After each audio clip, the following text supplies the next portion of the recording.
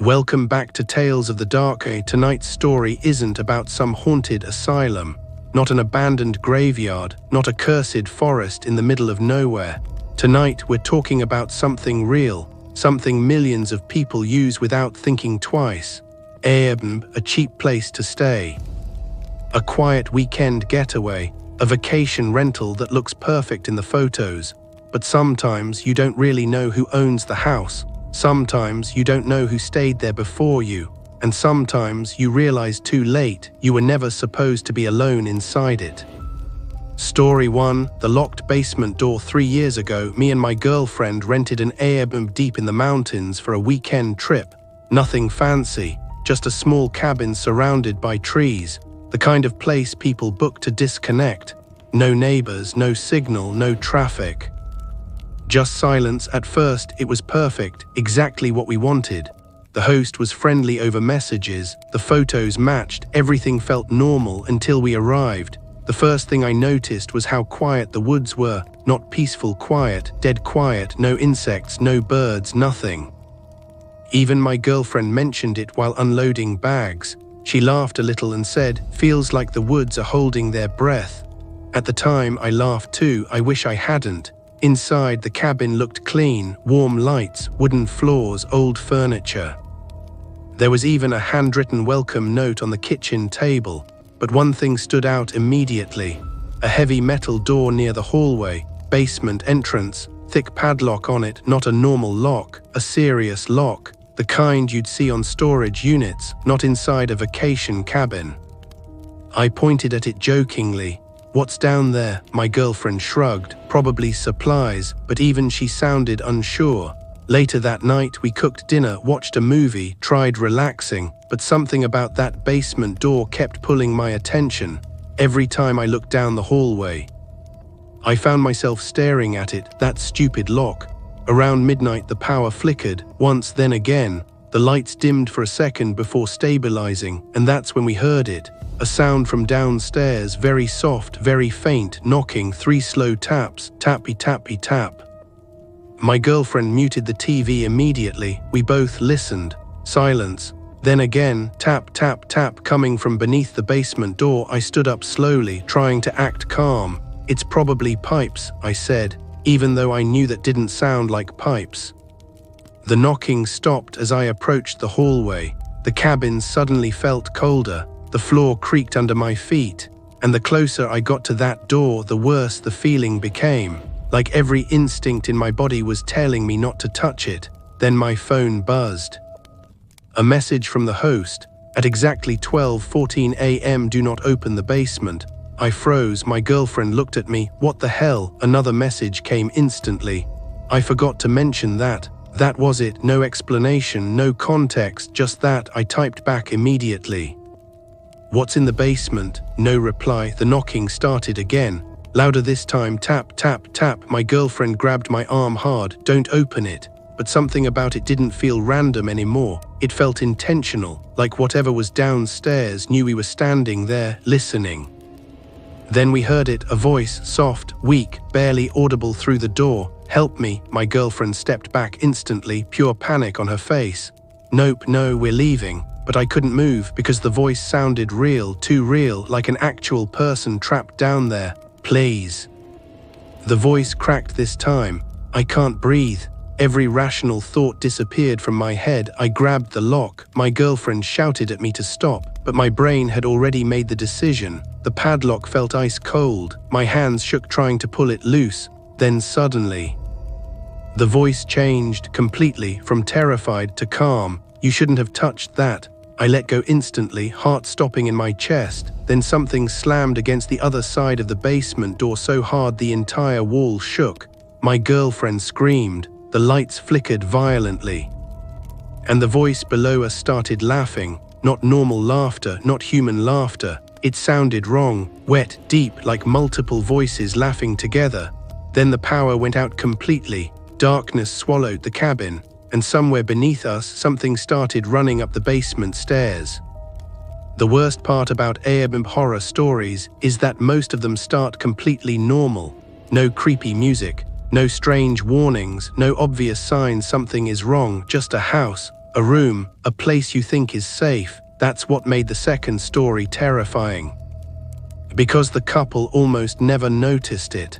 This happened to a Reddit user who rented a modern apartment in the city for a weekend trip with his fiancée. Luxury building, high rating, thousands of good reviews, the kind of place that looks too perfect online. Everything was spotless when they arrived. Fresh towels, wine bottle on the counter, soft music already playing through hidden speakers. It felt expensive, professional, safe. At first nothing seemed wrong. They unpacked, ordered food, watched TV, normal night. Then around 1 a.m. his fiancée noticed something strange in the bedroom. A tiny blinking light, very faint, hidden behind the mirror facing the bed. At first they thought it was a reflection or maybe a smoke detector, but the light kept blinking in a pattern, slow, steady, watching. He walked closer to the mirror, and that's when he realized something felt wrong about it. The reflection looked slightly darker than the rest of the room, almost delayed, like the mirror wasn't reflecting properly. He touched the glass, then his stomach dropped. It wasn't a normal mirror. It was two-way glass. Someone could see through it from the other side. He said the panic hit instantly, not movie panic, real panic. The kind where your body suddenly feels too hot and too cold at the same time. His fiancée stepped back from the bed immediately.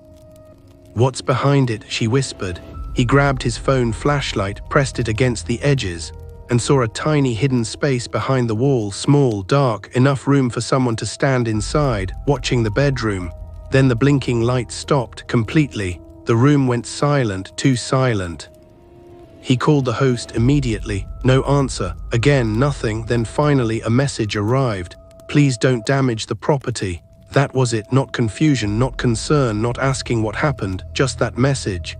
His fiancée started crying, saying they needed to leave right now. He agreed, grabbed their bags, started heading for the door. Then they heard something inside the wall. Movement, very slow movement, like someone carefully shifting their weight behind the mirror. Both of them froze instantly. Then came the sound they'd never forget. Breathing, not loud, not aggressive, just quiet breathing from inside the wall. Close enough to hear clearly. His fiancée whispered, "Oh my God." Then a voice came through the wall, soft, calm, almost amused. "You weren't supposed to notice that." The couple ran, didn't pack everything, didn't even shut the apartment door behind them. They sprinted down 12 flights of stairs because they were too scared to wait for the elevator.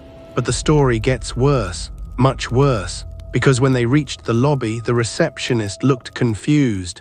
"What room are you coming from?" she asked.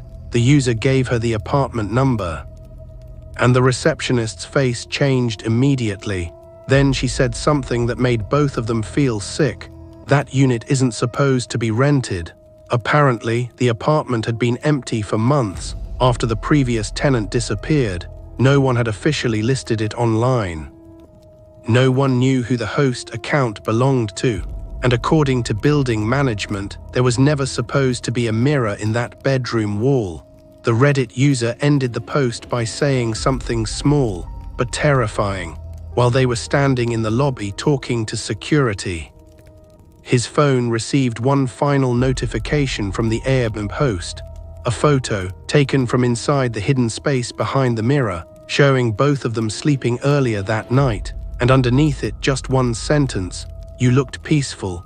By the third story, I stopped reading these alone at night. Not because they felt fake, because they felt possible, too possible. That's what made them terrifying. No ghosts, no demons, just places that felt wrong. Places where someone else had already been there long before the guests arrived. This story came from a guy who rented a large Airbnb house while traveling for work. The place was cheap, too cheap, especially for how big it was. 3 floors, old architecture, huge windows, long narrow hallways. The kind of house that looks beautiful during the day and deeply uncomfortable at night. He said the first evening felt normal enough. The host gave him self-check-in instructions. The keys were inside a lockbox, no face-to-face interaction. Simple, easy. But the moment he entered the house, he noticed something strange. The smell, not rot, not mold, something else. A warm, stale smell, like the air inside had already been breathed for too long. Still, he ignored it. People overthink when they travel alone, that's what he told himself. He unpacked upstairs, ordered takeout, watched videos in bed, and eventually fell asleep around midnight. At 2:13 a.m. he woke up suddenly, not from a sound, from a feeling, that instinctive feeling that someone else is awake in the house. He listened carefully, nothing. Then a floorboard creaked downstairs, slow, heavy, deliberate. He sat up immediately, every part of him suddenly alert. Another creak, closer this time.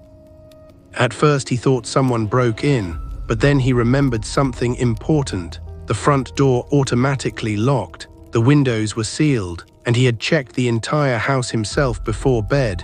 No one else was supposed to be there. Then came footsteps. Very slow footsteps moving through the hallway below him, not pacing, walking with purpose, like someone who already knew the house. His mouth went dry instantly. He grabbed his phone, no signal, of course. The footsteps stopped directly beneath his room. Then silence, long silence. The kind that makes your imagination start doing horrible things. Then a soft knock from the bedroom door, 3 taps, tap, tap, tap. He stopped breathing completely. Another knock, same rhythm. Then a voice, quiet, male, calm, "You're in my room." The Reddit user said every muscle in his body locked instantly. Because the voice didn't sound angry, that would have been easier. It sounded disappointed, almost tired. He slowly backed away from the door, trying not to make noise, trying to think. Then he noticed something horrifying. The bedroom closet door was slightly open now. He was absolutely certain it had been closed before. And from inside the darkness of the closet, he heard breathing, not from the hallway, from inside the room.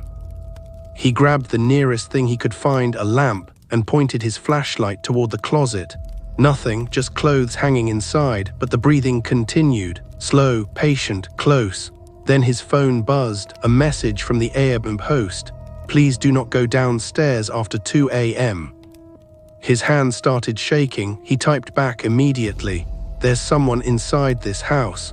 The typing bubble appeared instantly, like the host had already been waiting. Then the reply came, "I know." That was the moment he decided to leave. Didn't matter if it was dangerous outside. It didn't matter if he had nowhere else to stay, he just needed out. He grabbed his bag, opened the bedroom door carefully. The hallway downstairs was dark, still, silent. He moved slowly toward the staircase, every step creaking beneath him. The house felt different now, smaller. Like the walls were closing in. Halfway down the stairs, he saw it. A figure sitting in the living room, perfectly still, facing away from him. A man, thin, wearing dirty clothes, head slightly tilted, like he'd been sitting there for hours, waiting. The Reddit user froze. The figure slowly raised one hand and pointed toward the kitchen. Confused, terrified, he looked and saw something written on the wall in huge black letters. "He rents the rooms." Before he could process it, the figure in the living room whispered softly, "He watches the guests sleep." Then the lights in the house shut off instantly, every single one. Darkness swallowed everything. And somewhere upstairs, a bedroom door slowly creaked open. The lights went out so suddenly it felt like the house itself had died. 1 second there was dim yellow light in the hallway. The next, pure darkness. The Reddit user said he couldn't even see his own hands, just the sound of his breathing, fast, uneven, panicked. Then upstairs, a floorboard creaked. Another. Someone was walking through the second-floor bedroom hallway, slowly, dragging their feet. The figure sitting in the living room hadn't moved. Still facing away from him, still perfectly still in the dark. Then the whisper came again, softer this time. "He knows you saw the message." The Reddit user didn't wait anymore. He ran for the front door, almost falling down the last few stairs trying to reach it. His hands slammed against the lock, twisting desperately, but it wouldn't open. No matter how hard he pulled, the door wouldn't move. Then came the sound that nearly broke him. Footsteps upstairs, fast now, running straight toward the staircase. He backed away from the door instinctively. Heart pounding so violently he could barely think. The footsteps stopped at the top of the stairs. Silence. Then a voice echoed through the darkness, calm, friendly, almost cheerful. "I was wondering when you'd notice." The Reddit user looked up slowly. and saw a silhouette standing at the top of the staircase. Tall, thin, completely motionless, the host not through messages, not online, inside the house. "You shouldn't scare the guests," the host said softly, still speaking toward the figure sitting in the living room. Then something horrifying happened. The seated figure slowly stood up, and for the first time, the Reddit user realized the man looked sick. Not injured, not dirty, wrong, like someone who hadn't seen sunlight in months. The figure turned slightly, enough for moonlight from the window to hit his face. And the Reddit user recognized him immediately, a missing person. His photo had been online months earlier, shared across local news pages, a tourist who vanished during a weekend rental trip. The Reddit user stumbled backward in shock. "What the hell is this?" The host smiled, not wide. Not dramatic, just calm, controlled. "People get lonely," he said quietly. "So sometimes," he glanced toward the missing man, "they stay." Then more movement came from the darkness upstairs, doors opening, one after another. Bedroom doors, slow creaking sounds echoed through the house. And figures started appearing in the hallway above. Guests, different ages, different clothes, different faces, all pale, all silent, standing motionless in the darkness. Watching, the Reddit user's entire body went cold, because none of them looked fully alive anymore. The host slowly walked down the staircase. One step at a time, still smiling softly. "You know what the problem is with hotels?" he asked. "They forget people." Another step, but here he spread his arms slightly. "I keep them." The Reddit user ran toward the kitchen, desperate, looking for another exit, a window. Anything, then he saw it. A hallway he somehow hadn't noticed before. Long, narrow, leading deeper into the house. At the end of it, a single red exit sign glowing faintly. Without thinking, he sprinted toward it. Behind him, the host didn't chase, didn't run, didn't panic. He just said something quietly, almost amused. "Wrong door."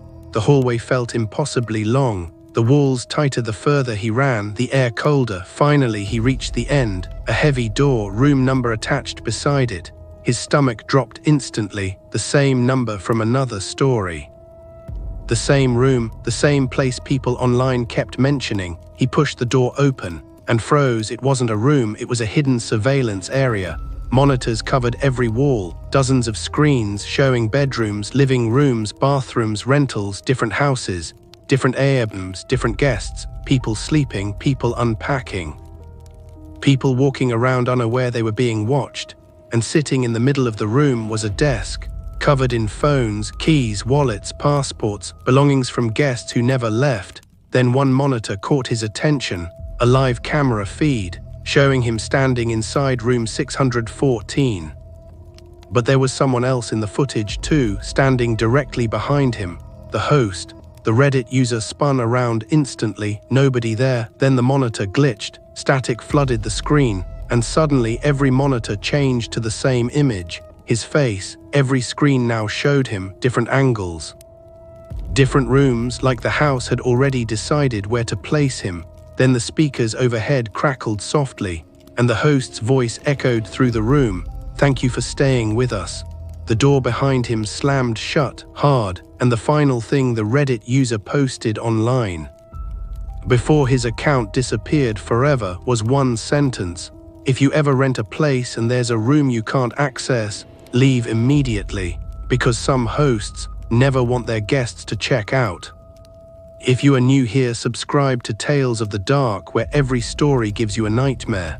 And if you've ever stayed somewhere that felt wrong, tell your story below, because sometimes the scariest places aren't haunted, they're occupied.